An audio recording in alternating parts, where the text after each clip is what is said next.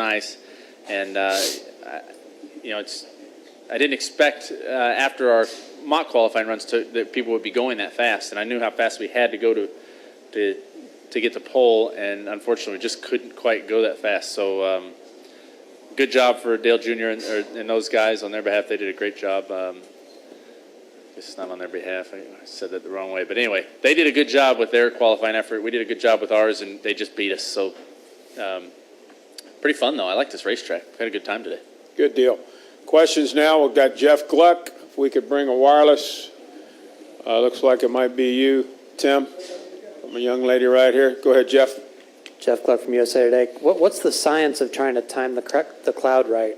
Are you kind of looking and just being like, you know, wait, we should go now? Or well, you can't really change when you go, so you just do a lot of, you know, everyone was real religious out there on pit road today, you know, and you start to think about all the things you've been doing wrong in your life. You're like, gosh, I hope I've been living, you know, walking the right path enough for this cloud to work out.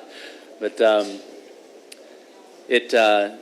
last year we went. I think we were either the last car or the second to last car to go before the cold front came through, and so we got annihilated in qualifying last year. We were 28th or 35th or something, way back there, and so this year we got a little more fortunate, and I'm very grateful for that, because it's no fun to go out there and qualify in the sun when everybody else gets the cloud.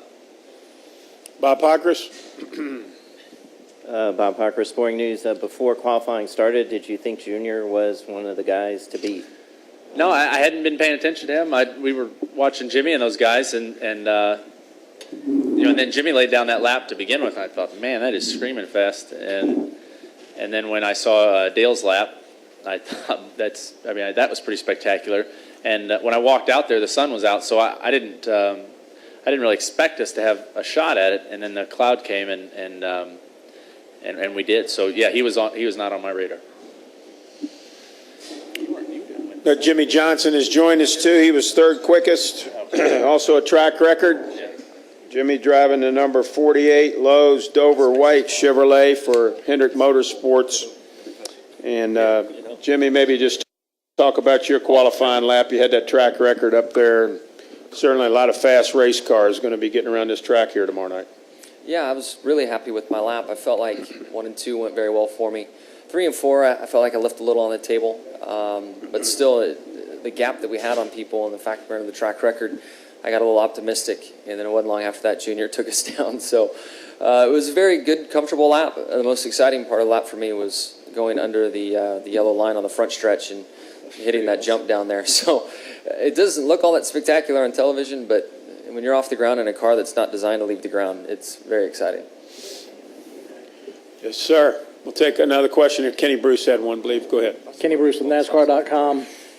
Carl, I was going to ask you how cloud cover would affect the race tomorrow night, but then it dawned on me that It gets dark at night. Probably wouldn't make any difference. That's pretty funny. If you go throughout the day, you know, doing your mock qualifying runs and everything in the sunlight, how do you prepare?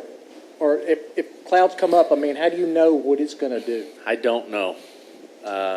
You know, everyone tries to predict the best they can what the car is going to do and how the tire is going to interact with the track and the forces it's going to put through the bump stops and all those things. But it's really hard to model that and to figure that out. So it's a little bit of an art, and I hope that we've got it right, because it is going to be a different racetrack tomorrow night. And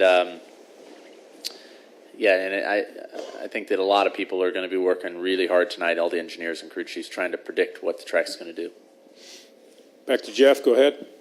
Jeff Gluck from USA Today. I already asked Carl this, so I'll ask you, Jimmy. When you're on there and you're trying to look at the sky and see if a cloud is there, is there a science to trying to time it? Like, can you take just like a little bit longer to roll off and hope that there's a little bit more cloud cover or anything that will help you, or do you just have to go and hope for the best? Yeah, you can. It's tough from inside the seat to know how long a cloud's going to last or how far one is away. So you can take a little advice from your crew chief and maybe stall things 30 seconds or something, you know, and not get going right away. But that's about as big of a window as you can really mess with, because you've got someone hammering on the front of the car to take off. But yeah, that's really about all you can do.